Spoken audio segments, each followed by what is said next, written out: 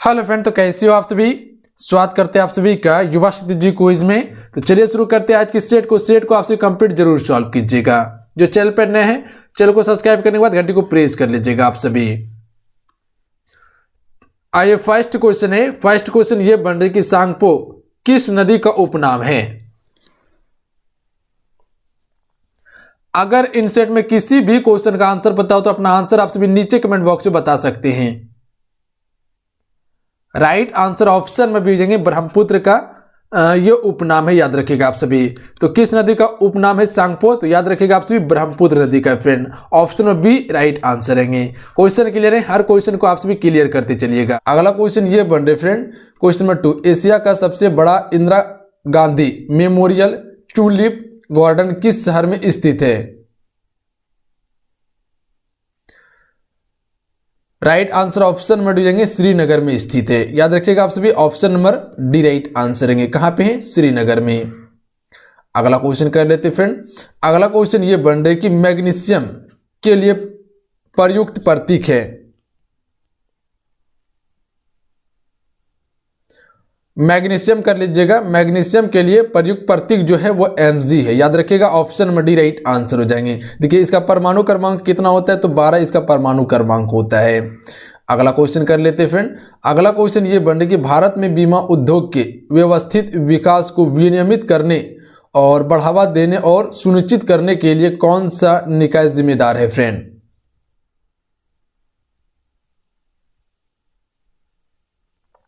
Right answer option में जाएंगे IRDAI है, जिसे हम सभी भारतीय बीमा नियामक और विकास प्राधिकरण कहते हैं।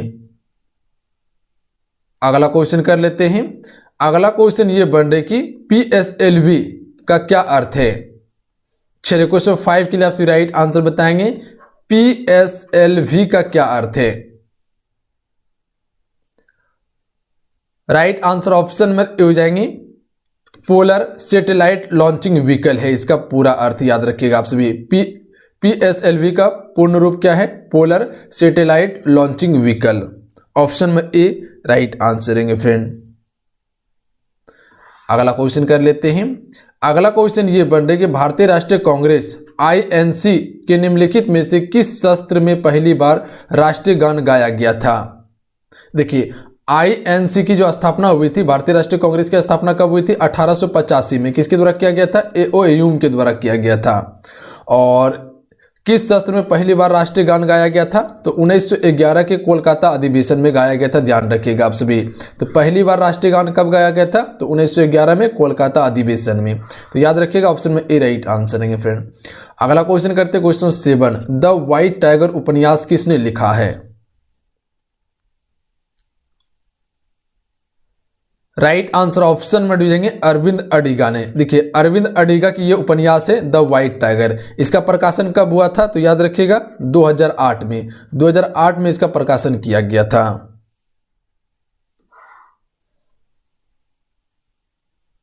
अगला क्वेश्चन कर लेते हैं। संयुक्त राष्ट्र सुरक्षा परिषद में डैश है।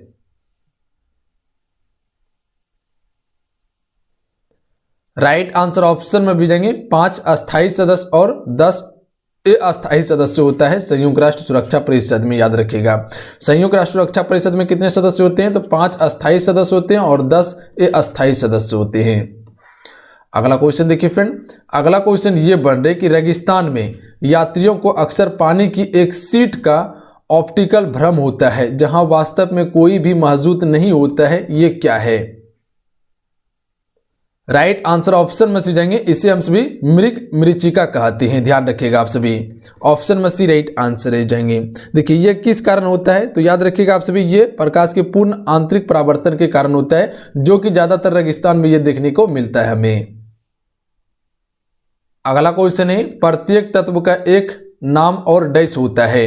देखिए क्वेश्चन का लेवल देख के आपको पता चल गया फ्रेंड किस प्रकार से क्वेश्चन को सेट किया गया है। बहुत ही अच्छा क्वेश्चन है और बहुत ही अच्छे लेवल का क्वेश्चन आपको प्रोवाइड कर रहे हैं। राइट आंसर ऑप्शन में ये हो जाएंगे एक अद्वितीय रासायनिक प्रतीक है, ध्यान रखिएगा। प्रत्येक तत्व का एक नाम और एक अद्वितीय रासायनिक प्रतीक होता है। ध्यान रखिएगा, आप सभी ऑप्शन में ए राइट आंसर रहेंगे। अगला क्वेश्चन कर लेते फ्रेंड। अगला क्वेश्चन ये बन रहा है कि एक संसदीय प्रणाली में विधायी, न्यायी और आपातकालीन शक्तियों का प्रयोग वास्तव में राष्ट्रपति द्वारा किसकी सलाह पर ही किया जाता है?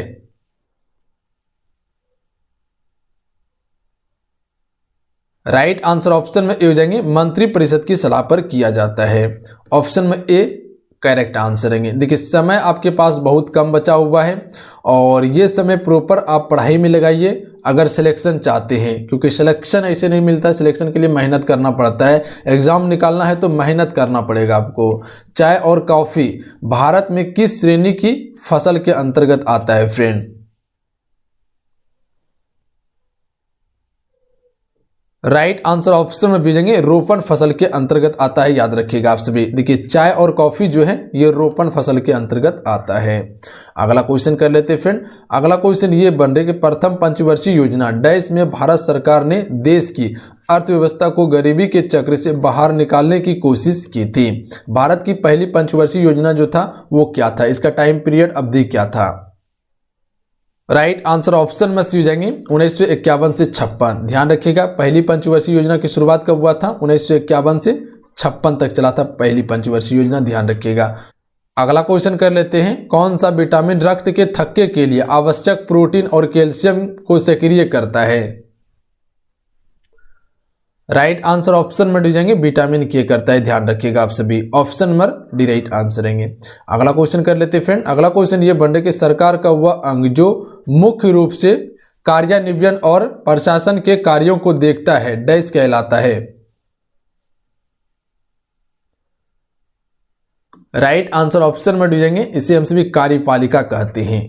ऑप्शन में डी राइट आंसर रहेंगे। अगला क्वेश्चन कर लेते हैं फ्रेंड। अगला क्वेश्चन देखिए, अगला क्वेश्चन ये बन रहा है कि भाभा परमाणु अनुसंधान केंद्र का पुराना नाम क्या था?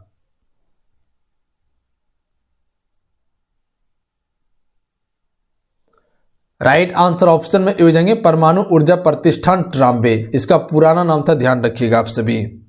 देखिए, इसकी स्थापना जो हुआ था वो किसके द्वारा किया गया था? तो होमी जहांगीर भाभा के द्वारा किया गया था 1994 में। तो ये डेट को याद रखिएगा।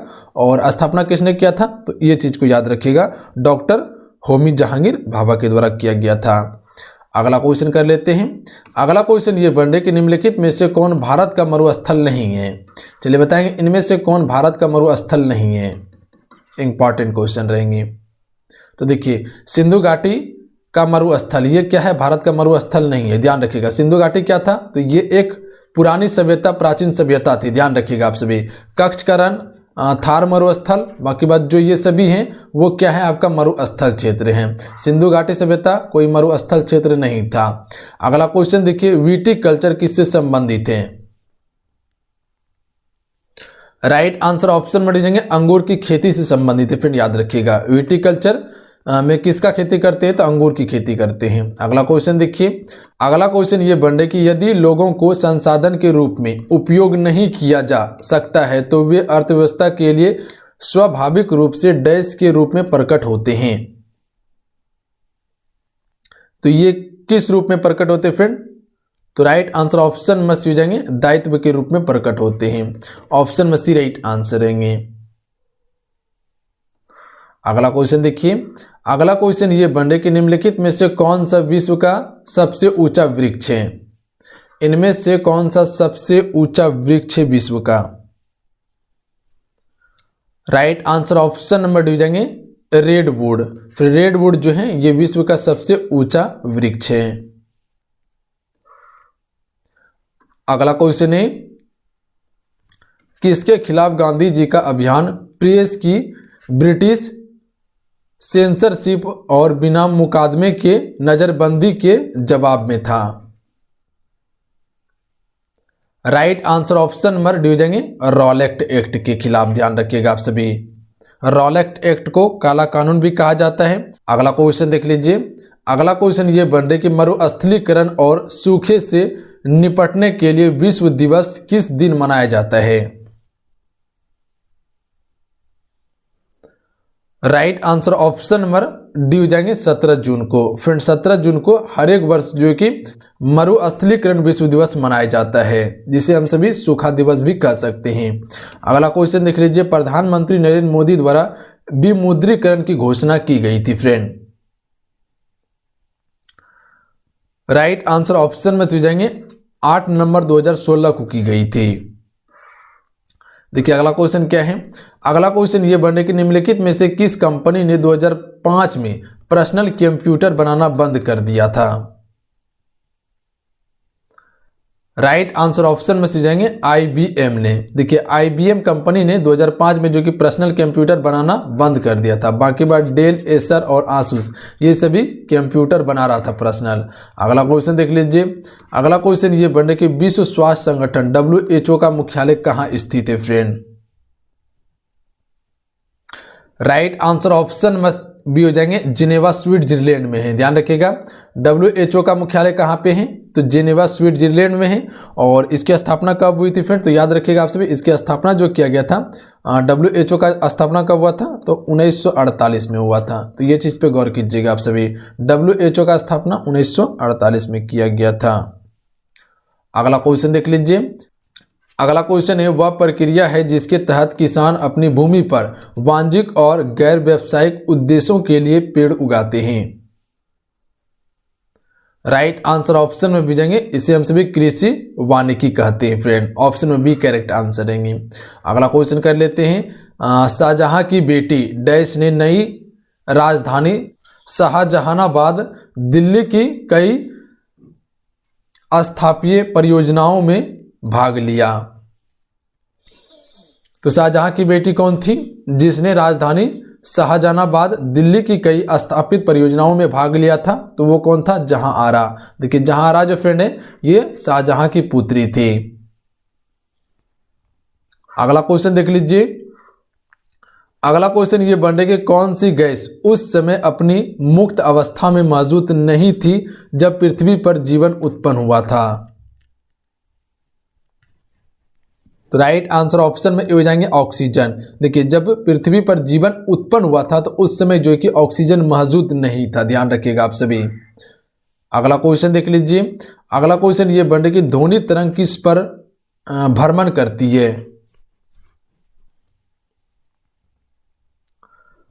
राइट आंसर ऑप्शन में हो जाएंगे विभिन्न माध्यमों में विभिन्न गति पर। ध्यान रखिएगा आप सभी, ध्वनि तरंग किस पर भ्रमण करती है, तो विभिन्न माध्यमों में विभिन्न गति पर। अगला क्वेश्चन देख लीजिए। डैश गैस तब विकसित होती है जब जिंक हाइड्रोक्लोरिक अम्ल के साथ अभिक्रिया करता है। तो राइट आंसर ऑप्शन में हो जाएंगे हाइड्रोजन। देखिए फ्रेंड हाइड्रोजन गैस तब विकसित होती है जब जिंक हाइड्रोक्लोरिक अम्ल के साथ अभिक्रिया करती है। ध्यान रखिएगा आप सभी, ऑप्शन में ए राइट आंसर है। अगला क्वेश्चन है, अभिसारी प्लेट सीमाओं के टकराने से डैश का निर्माण होता है। अभिसारी, तो ये पर्वतीय भवन का निर्माण होता है, याद रखिएगा आप सारे। अगला क्वेश्चन देख लीजिए। एक वर्ष के लिए ब्याज देनदारियों को छोड़कर राजकोषीय घाटा कहा जाता है, तो इससे प्राथमिक घाटा कहते हैं। क्या कहते हैं फ्रेंड, प्राथमिक घाटा कहते हैं। एक वर्ष के लिए ब्याज देनदारियों को छोड़कर राजकोषीय घाटा क्या कहा जाता है, प्राथमिक घाटा कहा जाता है। इससे क्वेश्चन क्लियर है। अगला क्वेश्चन देख लीजिए। वह ऋण जो किसी व्यक्ति को गैर कानूनी बंदी के तहत रिहा करने के लिए जारी किया जाता है वो कौन सा ऋण है फ्रेंड, तो इसे हम सभी बंदी प्रत्यक्षीकरण ऋण कहते हैं। इसके द्वारा जो है कि गैर कानूनी बंदी के तहत रिहा करने के लिए आदेश दिया जाता है व्यक्तियों को। ऑप्शन में ए राइट आंसर रहेंगे। अगला क्वेश्चन कर लेते हैं। अगला क्वेश्चन ये बन रहे कि पुराणों के अनुसार भगवान विष्णु ने पृथ्वी को बचाने के लिए डैश का रूप धारण किया था जो पानी में डूब गई थी।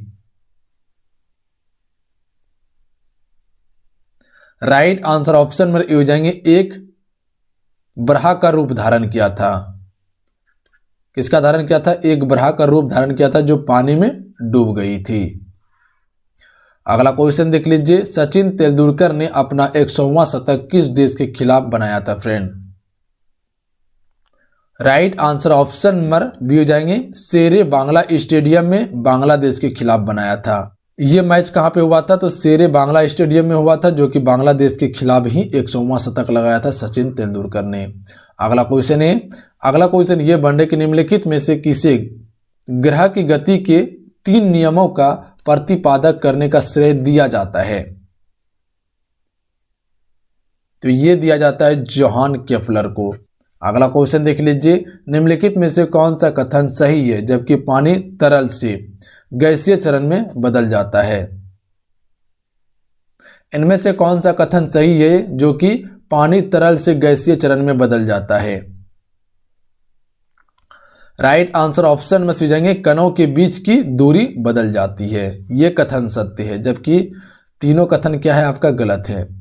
कणों के बीच की दूरी बदल जाती है जब पानी तरल से गैसीय चरण में बदल जाता है। तो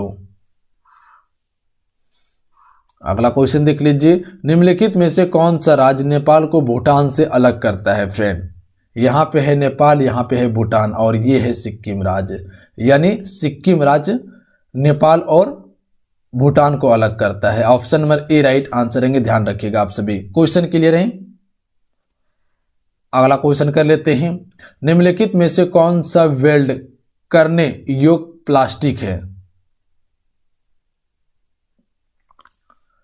केवल थर्मोप्लास्टिक। थर्मोप्लास्टिक जो है फ्रेंड, ये वेल्ड करने योग्य प्लास्टिक है। अगला क्वेश्चन देख लीजिए, भारतीय भूवैज्ञानिक सर्वेक्षण जीएसआई के अनुसार भारत में सबसे अधिक ग्रेफाइट भंडार वाला राज्य कौन सा है?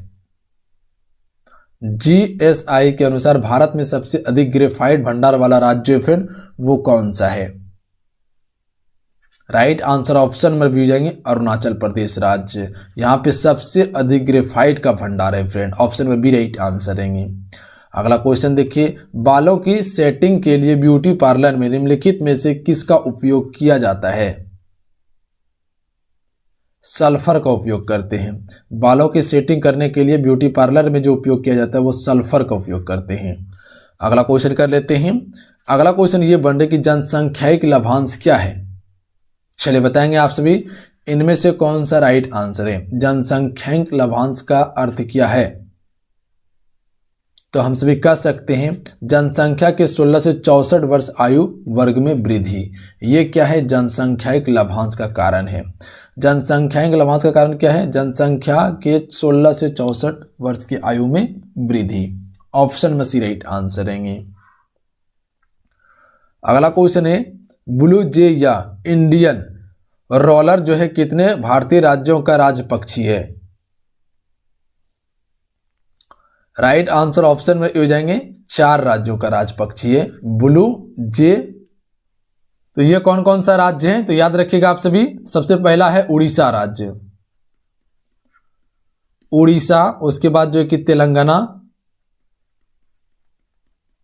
तेलंगाना, आंध्र प्रदेश, आंध्र प्रदेश, उसके बाद कर्नाटक। तो ये चारों राज्य का जो है कि ब्लू जे या इंडियन रोलर जो है कि राज्य पक्षी है। तो याद रखिएगा आप सभी, option number A right answer रहेंगे। अगला क्वेश्चन देख लीजिए, प्रांतों में द्विशासन के उन्मूलन की सिफारिश डैश द्वारा की गई थी? राइट आंसर ऑप्शन में जाएंगे 1935 का भारत सरकार अधिनियम के द्वारा की गई थी। याद रखिएगा आप सभी, option number D right answer रहेंगे। अगला क्वेश्चन है, भारत में खरीफ का मौसम काफी हद तक डैश के साथ मेल खाता है फ्रेंड? तो भारत में खरीफ मौसम जो है कि काफी हद तक दक्षिण पश्चिम मानसून से मेल खाता है। किससे? दक्षिण पश्चिम मानसून से मेल खाता है। ए राइट आंसर रहेंगे। याद रखेंगे आप सभी। आइए अगला क्वेश्चन कर लेते हैं फ्रेंड। अगला क्वेश्चन ये बन रहा है कि भारत के संविधान के कौन से अनुच्छेद में राज्यों में विधानसभाओं के संविधान का प्रावधान है? राइट आंसर ऑप्शन में जाएंगे 168 में है। ध्यान रखिएगा, अनुच्छेद 168 में विधानसभाओं के संविधान का प्रावधान है। अगला क्वेश्चन है, भारत के संविधान की मसौदा समिति के अध्यक्ष कौन थे? तो इसके अध्यक्ष थे B.R. अम्बेडकर। कौन थे अध्यक्ष? B.R. अम्बेडकर। अगला क्वेश्चन है, एक दोलनदर्शी एक उपकरण है जो हमें उत्पादित तरंगों को देखने की अनुमति देता है। तो राइट आंसर ऑप्शन में सी हो जाएंगे, ध्वनि की है। ऑप्शन में सी करेक्ट आंसर रहेंगे। अगला क्वेश्चन कर लेते हैं। अगला क्वेश्चन ये बन रही कि महामारी रोगों में से एक कौन सा है? इन्फ्लुएंजा। इन्फ्लुएंजा जो है फ्रेंड, ये एक महामारी रोग है जो काफी हद तक जो है कि लोगों को प्रभावित करता है।